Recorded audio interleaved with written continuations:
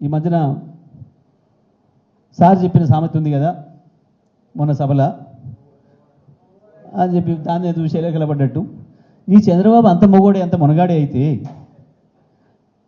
ఎందుకు అమరావతిలో ఒక్క సెక్రటేరియట్ కట్టుకోలేకపోయాడు? 5 సంవత్సరాలు క్లియర్గా పరిపాలన చేసిండు కదా. మోడీ ఆయన చేతిలో ఉన్నాడు కదా. అవాళ మోడీనే స్వయంగా వచ్చి శంకుస్థాపన చేసిండు కదా. మేము కూడా ఏం కిరికిరి పెట్టకుండా మా కేసీఆర్ సార్ కూడా వచ్చి ఆశీర్వాదం ఇచ్చొచ్చిండు కదా మీకు. అయినా ఎందుకు ఒక్క బంగ్లా కట్టలేకపోయినావు? మా కేసీఆర్ ఉన్నదాన్ని ఊలగొట్టి అద్భుతమైన బంగ్లా కట్టిండాడు సచివాలయాన్ని మొత్తం భారతదేశం అంతా వచ్చి చూసేటట్టు. ఏది మీ మునగంతనం? మహామేధావులు ఇంత పొడుగు సర్టిఫికేట్ రాసుకుంటారు, వాళ్ళకి వాళ్ళే సంతకాలు పెట్టుకుంటారు, ఇట్లా బేషన్ భుజాలు కొట్టుకుంటారు వాళ్ళకి వాళ్ళే. ఏమైంది తెలివి? ఎందుకు ఇవ్వాలని కూడా ఇంకా 6-7 గంటల కరెంట్ ఉంది ఆంధ్రప్రదేశ్లో.